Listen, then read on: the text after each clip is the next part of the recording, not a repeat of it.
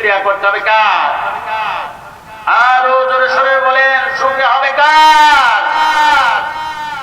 আমার ভাইরা, এই পৃথিবীতে কোন মেম্বারের যদি প্রশংসা করা হয় তাহলে কিন্তু মেম্বারের লাভ হয়, আর একবার মেম্বার হওয়ার তার সুযোগ থাকে। এই পৃথিবীতে চেয়ারম্যানের যদি শুকরিয়া আদায় করা হয়, চেয়ারম্যানের যদি কৃতজ্ঞতা প্রকাশ করা হয়, চেয়ারম্যানের প্রশংসা যদি করা হয় তাহলে কিন্তু চেয়ারম্যানের লাভ হয়। কথা ঠিক না বেঠি?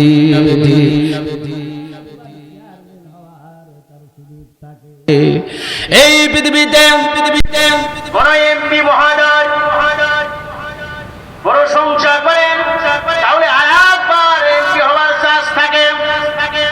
আর যদি আপনি যদি সরকারের যদি প্রশংসা করেন তাহলে আরেকবার সরকার হওয়ার চান্স থাকে। কিন্তু আল্লাহ তাআলার প্রশংসা করলে আল্লাহ তাআলা বলেন, ও বান্দারে, লাভ আমার হবে না, লাভ হবে তোমার। শুকরিয়া আদায় করলে বান্দার লাভ হবে, আল্লাহর কোনো লাভ হবে না।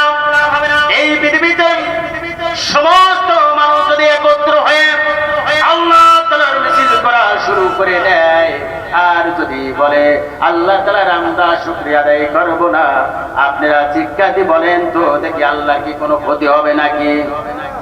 কোন সমস্যা হবে? সমস্যা হবে কার? আমাদের। আমার সম্মানিত ভাইরা,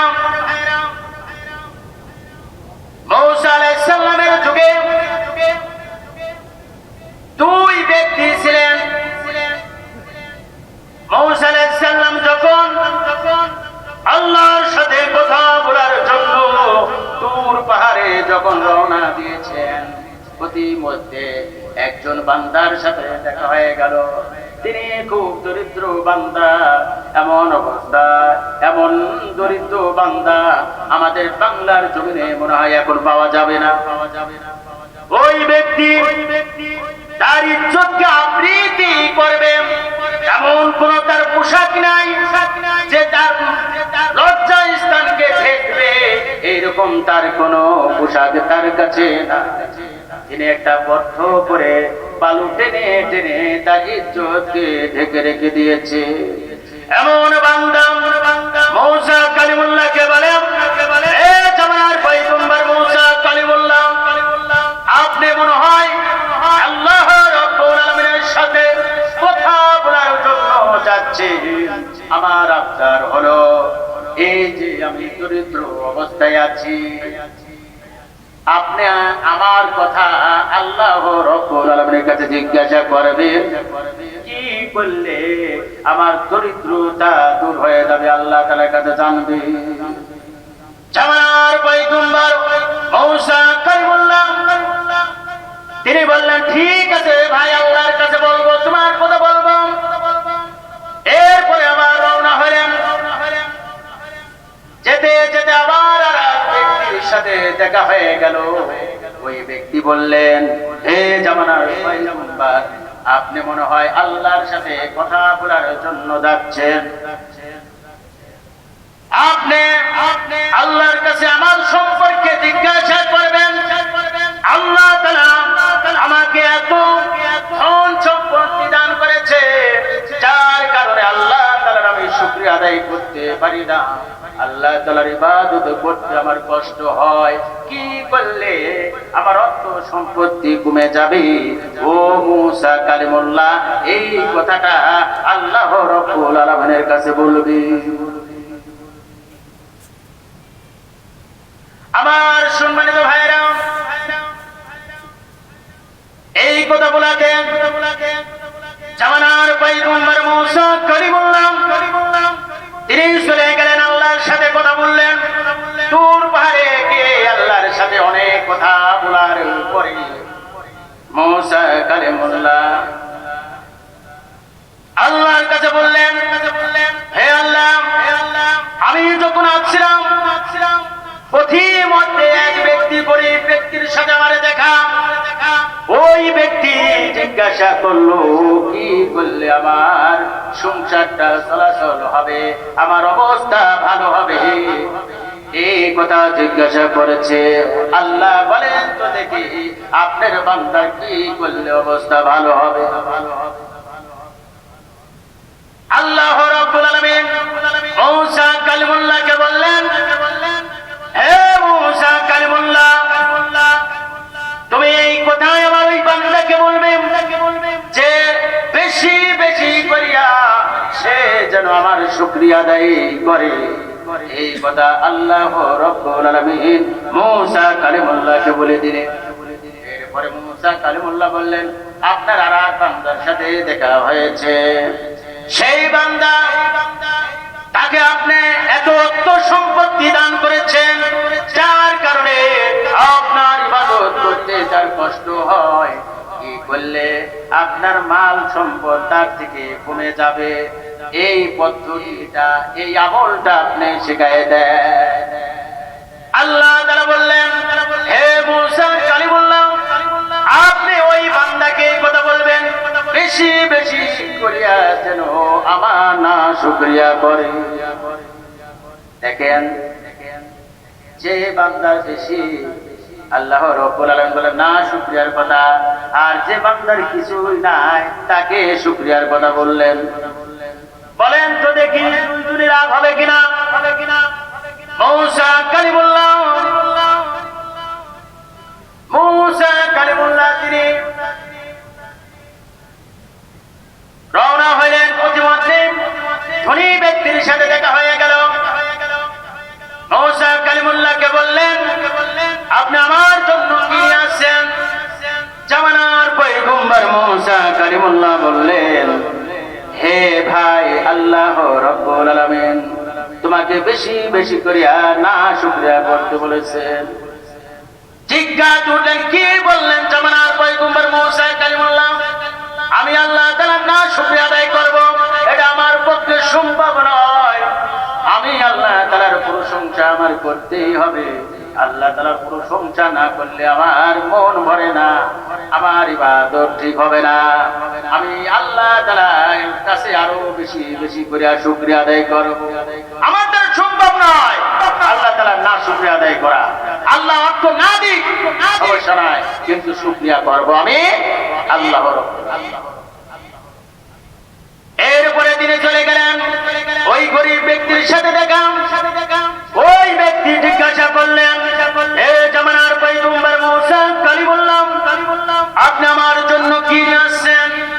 জামানার পয়গম্বর মূসা কালিমুল্লাহ বললেন, হে ভাই, আল্লাহ তাআলা আপনার সম্বন্ধে বলেছে যে বেশি বেশি করিয়া আল্লাহ তাআলার শুকরিয়া আদায় করতে বলেছে। বলে কি কি ব্যাপার? এ জামানার পয়গম্বর মূসা, আমার এমন কি আছে যার কারণে আমি শুকরিয়া আদায় করব? আমার তো কিছুই নাই, আমি কি করে শুকরিয়া আদায় করব? আমার ভাইরা, এই পৃথিবীতে দেখবেন যে ব্যক্তির পায়ে কিন্তু স্যান্ডেল না, সে বড় দুঃখ করে। কিন্তু আল্লাহ তাআলার এমন বান্দা আছে তার দুটো পায়ে নাই, এমন বান্দা আছে কিনা? তাহলে শুকরিয়া করা তার দরকার আছে কিনা? আমার সম্মানিত ভাইরা, ওই বান্দা ক্ষিপ্ত হয়ে গেলেন, রাগান্বিত হলেন। সঙ্গে সঙ্গে তিনি না শুকরিয়া করলেন। আবার না শুকরিয়া করার কারণে একটি বাতাস আসে, বাতাস আসার কারণে আমার ভাইরা তার ওই বালুকে উড়ে চলে যায়। সঙ্গে সঙ্গে সে তার ইজ্জত বের হয়ে যায়। আল্লাহ তাআলা রাগান্বিত হয়ে গেলেন যে বালুতে তার ইজ্জতকে ঢেকে রেখেছিল। আল্লাহ রাব্বুল আলামিন বাতাসকে বলল, বালুকে সরায় না। তাহলে যে অবস্থায় থাকে না কেন, শুকরিয়া হবে কার? আরো জোরে বলেন, কার শুকরিয়া হবে? আল্লাহ তাআলা শুকরিয়া আদায় করতে হবে। আমার সম্মানিত বন্ধুগণ, আল্লাহ তাআলা এই প্রসঙ্গে বলেন, লা ইন শাকারতুম লাযিদান্নাকুম ওয়া লা ইন কাফারতুম ইন্না আযাবি লাশাদীদ। আল্লাহু আকবার বলেন। আল্লাহ রাব্বুল আলামিন বলেন, আমার যে বান্দা আমার শুকরিয়া আদায় করিবে, আমি রব, আমি প্রভু আমার ওই বান্দার নিয়ামতকে বাড়াই দেব, শিক্ষা দিয়ে বলেন সুবহানাল্লাহ। আর যে বান্দা আমার না শুকরিয়া করবি, আল্লাহ রাব্বুল আলামিন বলেন তার থেকে আমি নিয়ামতকে ছিনায় নেব, ছিনায় নিয়ে ক্ষান্ত হব না, কঠিন আযাবের মধ্যে গ্রেফতার করব। নাউযুবিল্লাহ। আমার সম্মানিত ভাইরা, ওটাউটি করবেন না, কিছুক্ষণ আলোচনা করা হবে। খারাপ লাগছে সম্মানিত উপস্থিতি? তারপরে দরুদ ও সালাম প্রেরণ করি সেই মহামানবতা মুক্তির দিশারি জনাবে মুহাম্মদুর রাসূলুল্লাহ সাল্লাল্লাহু আলাইহি ওয়াসাল্লামের প্রতি। তিনি হাদিসে বর্ণনা করেন, মান সাল্লা আলাইয়া ওয়াহিদাতান সাল্লাল্লাহু আলাইহি ওয়াসাল্লাম। আল্লাহ রাসূল সাল্লাল্লাহু আলাইহি ওয়াসাল্লাম বলেন, যে ব্যক্তি আমার প্রতি একবার দরুদ প্রেরণ করবে, আল্লাহ রাব্বুল আলামিন তার উপরে 10 বার রহমত নাযিল করবে। জিকির বলেন সুবহানাল্লাহ। জিবরাইল আলাইহিস সালাম তিনি বলেন, যে ব্যক্তির সামনে রাসূলের নাম দেয়া হলো অথচ রাসূলের প্রতি দরুদ প্রেরণ করলো না, ওই ব্যক্তি ধ্বংস হোক। আল্লাহ রাসূল বললেন আমিন। আমার ভাইরা, যেখানে জিবরাইল আলাইহিস সালাম ধ্বংসর দোয়া করলেন, সেখানে রাসূল আবার আমিন বললেন। আমার ভাইরা, রাসূলকে অর্ডার করা হয়েছিল, তাই আমিন বলেছিল। এখানে জিবরাইল আলাইহিস সালামের আমিন বলা ধ্বংস হওয়ার পথটাই আমিন বললেন। তাহলে রাসূলের প্রতি দরুদ প্রেরণ করা দরকার আছে না নাই? রাসূলের প্রতি দরুদ প্রেরণ করা দরকার আছে না নাই? আমার সম্মানিত ভাইরা, রাসূলের প্রতি আমাদের দরুদ প্রেরণ করতে হবে। আমার ভাইরা, এই যে এখানে যে বসছি, এটা কিন্তু স্বয়ং আল্লাহ রাব্বুল আলামিনের অর্ডার।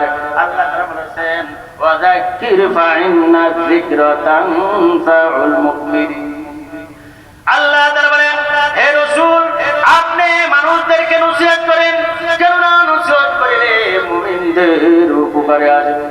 রাসূল আমার বলে, বাল্লিগু আন্নী ওয়ালাউ আয়া, আমার পক্ষ থেকে একটি বাণী হলেও অপরের কাছে পৌঁছায়া দাও।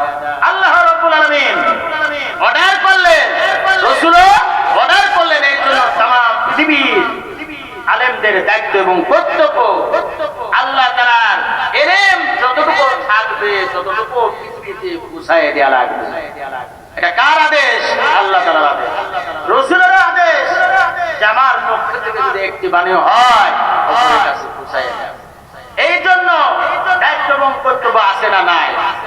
আপনাদেরও দায়িত্ব এবং কর্তব্য আছে, যা আপনাদের শ্রবণ করতে হবে না নাই? আল্লাহ তাআলার কথা শ্রবণ করা ফরজ না নফল? ফরজ। আল্লাহর হুকুম মানা ফরজ। আর तमाम পৃথিবীর আলেমদের দায়িত্ব অবশ্যই পালন করতে হবে। আমার সম্মানিত ভাইরা, আমি আপনাদের সামনে যে আয়াতটি আমি তেলাওয়াত করেছি, এমন এক গ্রন্থের মধ্যে থেকে, যে গ্রন্থ এই গ্রন্থর বিকল্প কিন্তু আর পৃথিবীতে কিছুই নাই। আছে নাকি? এই কিতাবের উপরে আর কোন গ্রন্থ আছে? কোন কিতাব আছে? কোন বই আছে? কোন উপন্যাস আছে? কিছুই নাই। আমার ভাইরা, এই পৃথিবীতে যত লেখক আছে, আমার ভাইরা লেখা সম্পূর্ণ করার পরে তিনি বলে ভূমিকার মধ্যে, আমার বইয়ের মধ্যে যদি কোনো ভুল থাকে তাহলে আমাকে ধরাইয়ে দিবে, এর পরবর্তীতে আমি সংস্কার করে নেব। বলে কিনা? আমার সম্মানিত ভাইরা, আল্লাহ রাব্বুল আলামিন দেখেন এমন একটি কিতাব নাজিল করার পরে কিতাবের সূচনাতে গ্যারান্টি দিলেন। আর আল্লাহ রাব্বুল আলামিন বললেন, যালিকাল কিতাবু লা রাইবা ফীহি হুদাল লিল মুত্তাকিন।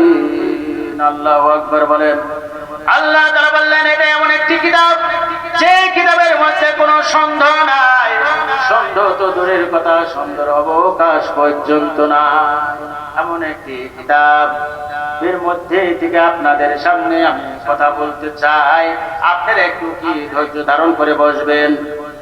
বসবেন তো? সবাই একটু হাত উঁচু করি, সবাই একটু হাত উঁচু করি। আল্লাহ রাজি, লিল্লাহে তাকবীর। আল কোরআনের আলো, আল হাদিসের আলো,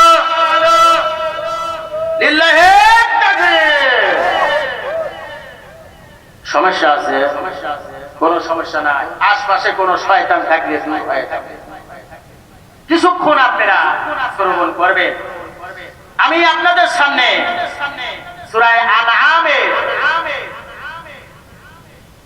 আমি 162 নম্বর আয়াত আপনাদের সামনে তেলাওয়াত করেছি। আল্লাহ তাআলা কি বলেন? আল্লাহ তাআলা বলেন, قل إن صلاتي ونسكي ومحياي ومماتي لله رب العالمين।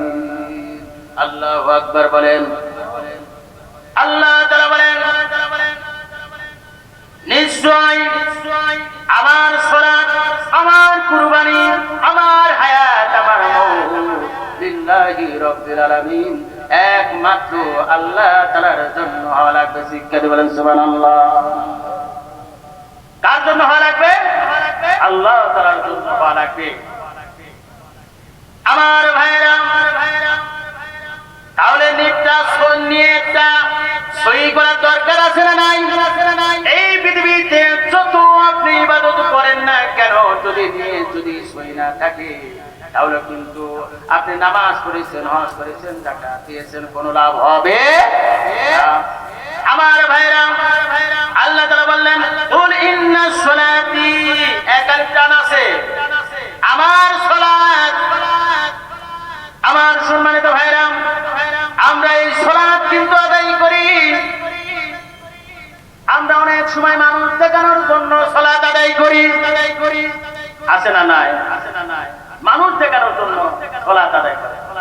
বাড়িতে অনুষ্ঠান, এখন বিয়ায় নামাজ পড়ে। এখন নিজে নামাজ না পড়তে গেলে হয়, এই কারণে মসজিদে আসে। এরকম এক শ্রেণীর মানুষ আছে না নাই? তাহলে বিয়ার ভয়তে নামাজ পড়লো, আল্লাহ তাআলার জন্য সে নামাজ।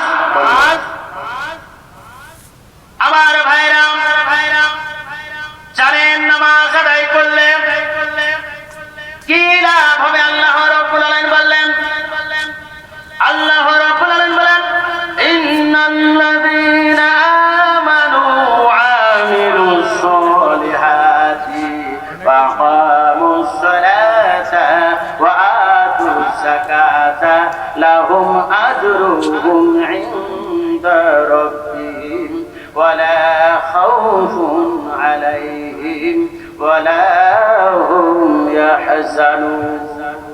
আল্লাহু আকবার বলেন। আল্লাহ রাব্বুল আলামিন বললেন,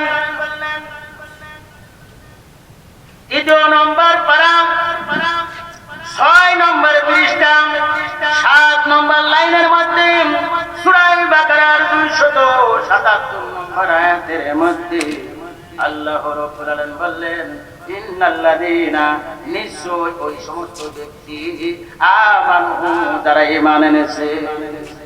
ঈমান এনেছে। এই পৃথিবীতে কিন্তু বেঈমানদেরকে আল্লাহ রাব্বুল আলামিন এখানে কথা বলে নাই। যারা ঈমান এনেছে, এই পৃথিবীতে আমার ভাইরা, ঈমান আনতে গিয়ে সব থেকে পৃথিবীতে বড় একজন কাফের ছিলেন, খোদাই দাবি করেছিলেন। বলেন তো দেখি তার নাম কি? ফেরাউন। দেখছেন ওয়াজ বসতেছে। আমার সম্মানিত ভাইরা, এই ফিরাউন সব থেকে একজন বড় একজন কাফের ছিলেন। তিনি এমন পর্যায়ে তিনি আসলেন, তার ইতিহাস বলার আমার এত টাইম নাই। আমি এর মধ্যে থেকে ছোট্ট একটা কথা বলতে চাই। আমার ভাইরা, উনি লাস্টে এসে খোদাই দাবি করলেন। আমার ভাইরা, তার প্রতি সবাইকে ঈমান আনতে বললেন। যারা ঈমান আনবে না তার প্রতি, তাদেরকে দুনিয়া থেকে বিদায় দেওয়া লাগবে। করে তাদেরকে বিদায় করে দিল। কিন্তু সে জানতো না আমার ঘরের স্ত্রী তাকে খোদা মানে না। সবাই জানে আমার স্বামীর মধ্যে কি আছে, না কি বলেন? যে আমার স্বামীতে কত বড় কাফের, কতবার জানে। আসিয়া জানে না? জানে না। তবে ফেরাউন আসিয়াকে ভালোবাসতো। যেদিন জানলো, তার বান্দির দিকে জানতে পারলো তার ঘরের স্ত্রী তাকে খোদা মানে না, তাকে ধরে আনা হলো। জিজ্ঞাসা করলো, আসিয়া তুমি আমাকে খোদা মানো, সবাই তো আমাকে খোদা মানে, তুমি কেন মানবে না? বলতেছে তুমি তো খোদা নাই, তোমাকে যে সৃষ্টি করেছেন, আমাকে যে সৃষ্টি করেছেন, এই পৃথিবীটা যিনি সৃষ্টি করেছেন, আকাশ বাতাস নদী নালা খাল বিল সাগর উপসাগর আটলান্টিক মহাসাগর, এই পৃথিবীতে যত কিছু দেখেন না কেন, একজন সৃষ্টিকর্তা আছে না নাই? তার নাম কি একবার শিক্ষা দিয়ে বলেন? আল্লাহ। সেই আল্লাহ হলো আমার রব। বলতেছে অসম্ভব, আমি তোমার স্বামী হয়েছি, তাতে কি হয়েছে? তোমাকে কিন্তু এই লক্ষ লক্ষ মানুষের মধ্যে তোমাকে উলঙ্গ করা হবে। কি বিয়াদবের বিয়াদব, কি নষ্ট একজন স্বামী। এই পৃথিবীতে এমন কোন মানুষ আছে কি জনসংখ্যার মধ্যে স্ত্রীকে উলঙ্গ করে? এই জামানার মধ্যে এরকম কেউ আছে নাকি? এটা বিয়াদব। দেখেন এরকম কাফের, এইরকম কাফের পৃথিবীতে আসে নাই। এই জন্য তার ঠিকানার কথা বলেছেন আল্লাহ তাআলা বলেছেন, ইন্নাল মুনাফিকিনা ফিদ-দারকিল আসফালি মিনান নার। নিশ্চয় মুনাফিকরা আর কাফের ফিরাউন থাকিবে জাহান্নামের অতল তলে। জাহান্নামের অতল তলে থাকিবে। আমার ভাইরা, তার স্ত্রী বলল, কখনো তুমি খোদা হতে পারো না। তুমি একজন মানুষ, তোমাকে আল্লাহ তাআলা সৃষ্টি করেছে। সে বলল, যদি আমাকে না মানো তাহলে তোমাকে উলঙ্গ করা হবে। তারপরে সে উলঙ্গার ভয় করলেন না, তার কারণ সে আল্লাহ তাআলার প্রতি ঈমান এনেছে। আমার ভাইরা, সেই আসিয়া তাকে শীত করে শুয়ে দিল, উলঙ্গ করে শুয়ে দিল। এরপরে তাকে হলো বল্লম মারা শুরু করে দিলেন, হতবিদ্যুত করে দিলেন। এরপরে একটা কাঠের পারে লোহা গুলো বেড়া গুলো যদি মারে, এই পাশটি বেড়া থাকলে কেমন দেখা যায়, এরকম অগণিত বেড়াকে উপরে আসিয়াকে ছেড়ে দিল। ঠাস করে ছেড়ে দেওয়ার পরে সমস্ত বেড়াগুলো শরীরের মধ্যে বিঁধে গেল। আমার ভাইরা, এমন অবস্থার মধ্যে আল্লাহ রাব্বুল আলামিন বললেন, এ জান্নাতের ফেরেশতারা তোমরা কোথায়? আমার আসিয়ার সামনে জান্নাতটা তুলে ধরো। জান্নাত তুলে ধরা হলো। যতই ফেরাউন তাকে কষ্ট দেয়, সে বারে বারে শুধু মিষ্টি মিষ্টি হাসে, শিক্ষা দিয়ে বলেন সুবহানাল্লাহ। আমার ভাইরা, সেই আসিয়া ঈমানের পরীক্ষা দিয়েছে। আমার ভাইরা, বিশাল বড় আলোচনার কথা এখানে আমি এত কথা বলবো না। এই পৃথিবীতে যারা ঈমান এনেছে তাদেরকে লক্ষ্য করে আল্লাহ তাআলা বললেন, ওয়া আমিলুস সলিহাত। হে ঈমানদাররা, যারা ঈমান আনার উপরে ভালো ভালো কাজ করে আছে, ঈমানদারকে শুধুই বলি নাই, যে ঈমানদার ভালো ভালো কাজ করে আছে, আল্লাহ তাআলার ইবাদত করে আছে, আল্লাহ তাআলা ইবাদত করার জন্য পাঠিয়ে দিয়েছে, সেই আল্লাহ তাআলার ইবাদত করে আছে। আমার ভাইরা, সে ভালো ভালো কাজ করেছে, মসজিদ করেছে, মাদ্রাসা করেছে, দান সদকা করেছে, বাপ মা ভাত দিয়েছে, আল্লাহ তাআলার হুকুমগুলো পুঙ্খানো করে মানেছে। আমার ভাইরা, এইরকম যারা ভালো কাজ করে আছে, আমার ভাইরা, ওয়া আমিলুস সলিহাত, ভালো ভালো কাজ করে আছেন, ওয়া আকামুস সালাতা,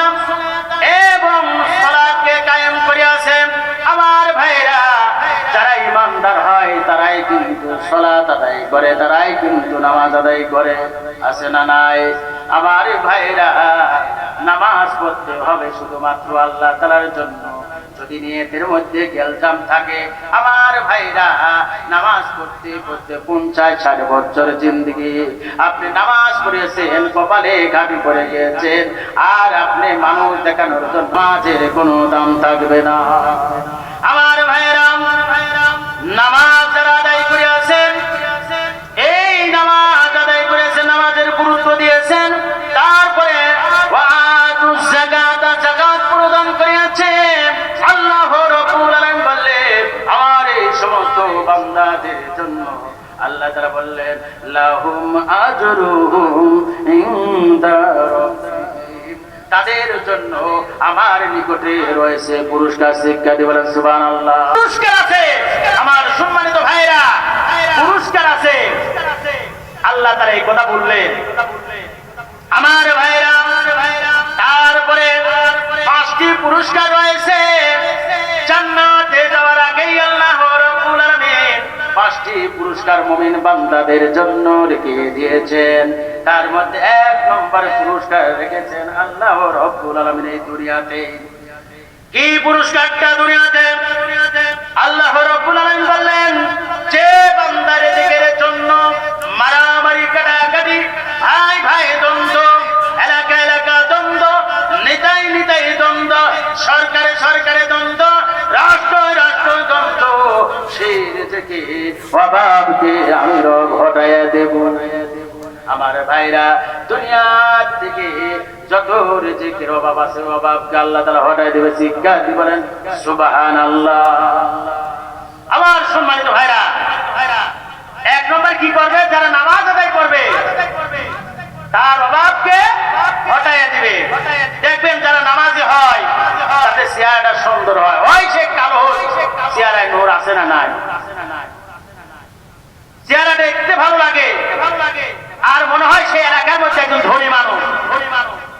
জুব্বাটা পরিষ্কার, টুপিটা পরিষ্কার, আছে না নাই? আমার সম্মানিত ভাইরা, আমার সম্মানিত ভাইরা, এই পৃথিবীতে যারা নামাজ পড়বেন আল্লাহ তাআলা দুনিয়াতে তাকে রিজিকের ফয়সালা করে দিবে, রিজিকের অভাবকে দূর করে দিবেন। 3য় নম্বরে আমার ভাইরা, 3য় নম্বরে পুরস্কারে পুরস্কৃত করবে কবরের মধ্যে রাখার সাথে সাথে কবরের আযাবকে হটাই দিবে। শিক্ষা দিয়ে বলেন সুবহানাল্লাহ। কবরের আযাব হটাই দিবে। কবরের মধ্যে যখন আপনি যাবেন, যারা বদকার হবে তাদেরকে 3টি আযাবে গ্রেফতার করবে। কয়টা? 3টি আযাবে গ্রেফতার করবে। তার মধ্যে 1 নম্বর হলো কবরকে সংকীর্ণ করে দিবে। কবরকে কি করবে? সংকীর্ণ করে দিবে। কিরকম সংকীর্ণ? যে হাড়গুলো এইরকম ভাবে ঢুকে যাবে, এক পাশের মাটি অপর পাশে চলে যাবে। আমার ভাইরা, এমন জোরে চাপ মারবে রক্ত গোস্ত গুলো পানির পরিণত হয়ে যাবে। সুবহানাল্লাহ। আমার সম্মানিত ভাইরা, সেই কবরকে সংকীর্ণ করে দেওয়া হবে আমার ভাইরা। আর যদি সে নামাজের ইবাদত করে, এর বিপরীত আল্লাহ তাআলা করবে কবরকে প্রশস্ত করে দেবে। কবরকে কি করবে? প্রশস্ত করে দেবে। প্রশস্ত কতটুকু? যত দূর পর্যন্ত আপনার চোখের নজর যায়। আপনি বলেন তো দেখি, এই সমস্ত পর্দা যদি না থাকে দিনের বেলায় কিন্তু আমরা অনেক দূর, কয়েক মাইল কিন্তু আমাদের চোখ চলে যায়, নাকি বলেন? কবর তখন এরকম কয়েক মাইল প্রশস্ত হয়ে যাবে। সুবহানাল্লাহ। আমার ভাইরা, তারপরে আল্লাহ রাব্বুল আলামিন যে ব্যক্তি গুনাহগার হবে আল্লাহ রাব্বুল আলামিন তার কবরে 99টি সাপ নিযুক্ত করবে। সহ্য করতে পারবে? সম্ভব? সহ্য করা সম্ভব? ওই সাপগুলো যদি পৃথিবীর বুকে যদি কোন শ্বাস প্রশ্বাস নেয়, ওই সাপের বীজ যদি দুনিয়ার বুকে যদি ছেড়ে দেওয়া হয়, পৃথিবীটা পুরে তামা হয়ে যাবে। পৃথিবীতে তরুলতা বিক্বাদি কোনো কিছুই হবে না, সব কিছু পুড়ে যাবে। আমার সম্মানিত ভাইরা, সেই কবরকে আল্লাহ রাব্বুল আলামিন যারা নেককার হবে তাদেরকে জান্নাতের টুকরা বানিয়ে দেবেন। সুবহানাল্লাহ। আমার ভাইরা, যে ব্যক্তি কি হবে, গুনাহগার হবে, আল্লাহ রাব্বুল আলামিন তাকে কি করবেন? আমার সম্মানিত ভাইরা, তার কবরে কিন্তু অগ্নি প্রজ্বালিত করে দিবে। এই পৃথিবীতে কিন্তু এমনও ঘটনা ঘটে যে অমুকের কবর থেকে কিন্তু আগুন জ্বলেছে, এরকম আছে না? এমন মনকে বুঝান যে এই দুনিয়াতে যে আসছি, আমার কবর কি হবে? আমার ভাইরা, কবর এমন একটি ঘাঁটি, যে কবরে নিস্তার পাবে, পাশ পাবে, সে সর্ব জায়গায় সে পাশ করবে। আমার ভাইরা, এই পৃথিবীতে যদি আপনি যদি পরীক্ষা দেন, একবার ফেল হলে আর একবার দিয়ে চাষ আছে কিনা? কিন্তু কবরে যদি একবার ফেল করেই বসে, আর আপনাকে আর একবার সুযোগ দেওয়া হবে না। আমার ভাইরা, এই কবরে আপনাকে আল্লাহ তাআলা মুনকার নাকির ফেরেশতাদের সওয়ালের জবাবকে সহজ করে দিবে। দ্বিতীয় নম্বরে আমার ভাইরা, এই গেল 2 নম্বর। তৃতীয় নম্বরে পুরস্কারে পুরস্কৃত করবে আমার ভাইরা, ফুলসিরাতের রাস্তাকে বিজলির আকারে পার করে দিবে। ফুলসিরাতের রাস্তা, রাস্তাটা কেমন হবে? বলা হয় যে চিকন, চুলের দিকে চিকন, হীরার দিকে ধার। তাহলে বোঝা গেল এই পৃথিবীতে কিন্তু একটা লোহার অস্ত্র থেকে হীরার কিন্তু ধার বেশি। কথা ঠিক না বেঠিক? হীরার দিকে ধার আর চুলের দিকে চিকন হবে। ফুলসিরাতের রাস্তা হবে।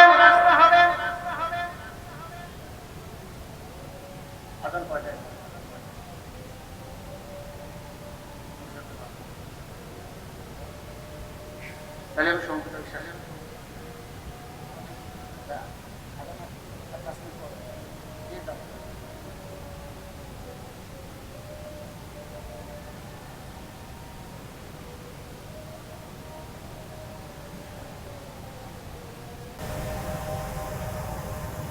যে কথা বলতেছিলাম, ফুলসিরাতের রাস্তাটা হবে 30,000-এর রাস্তা।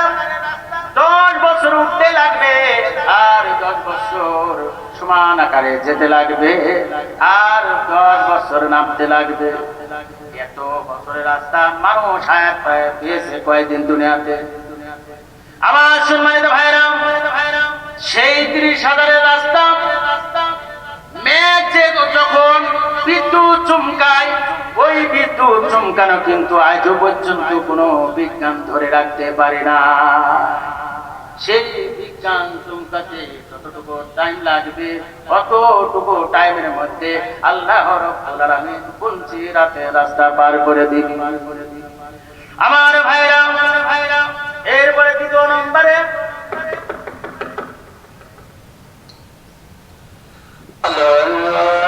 সম্মানিত ভাইরা, আমি আর 5 মিনিট কথা বলবো।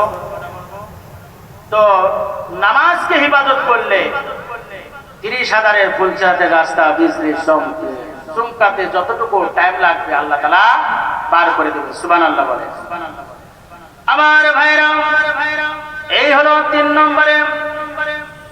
4 নম্বরে আপনার আমল নামাকে আল্লাহ রাব্বুল আলামিন ডান হাতে দান করবে। সুবহানাল্লাহ বলে। আমার ভাইরা, আপনার আমল যখন ডান হাতে দিবে, তখন আপনি বুঝতে পারবেন, আপনি তখনই বুঝবেন যে আপনি জান্নাতি। আর আপনার আমল যদি বাম হাতে দেয়, বাম হাতটা আপনাকে বুকের মধ্যে ঢুকাইয়ে দিবে, পিছন দিক থেকে আপনার হাতকে বের করে দিবে।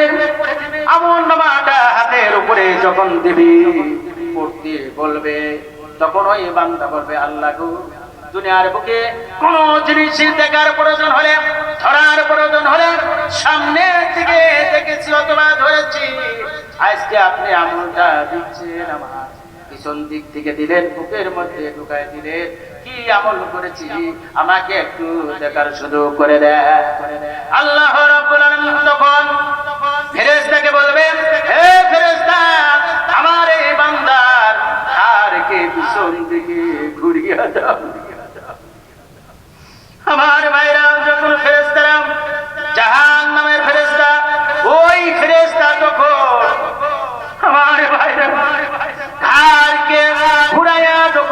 প্রথম দিকে দিবি, আপনি বলেন তো দেখি আপনার ঘাড়ের অবস্থা কেমন হবে?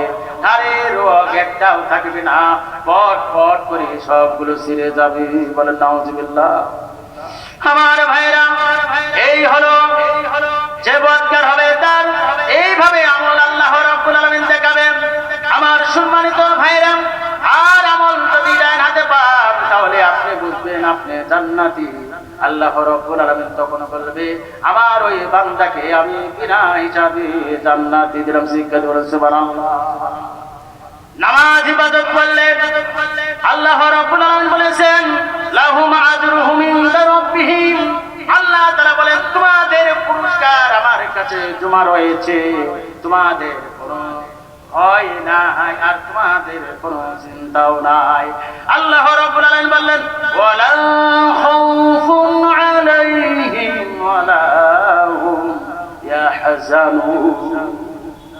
আল্লাহ তাআলা বললেন হে বান্দারে তোমাদের কোনো চিন্তাও নাই, তোমাদের কোনো ভয়ও নাই। কাদের এই কথা বললেন বলেন তো দেখি? যারা নামাজি হবে। আমার ভাইরা, আমি যে আয়াতটা আমি তেলাওয়াত করেছি কেবল একটা পয়েন্টের কিছু কথা এই কথার উপরে আমার কমপক্ষে 3 থেকে 4 ঘন্টা হলে পারে আমার মনে ফিনিশিং দিতে পারতাম। আমার ছোট একটু করে দিলেন তারা। আমি যে আলোচনা এখানে আমি ধরেছি প্রত্যেকটা কোরআন দিয়ে হাদিস দিয়ে আমি আলোচনা করতাম এবং করতেছিলাম।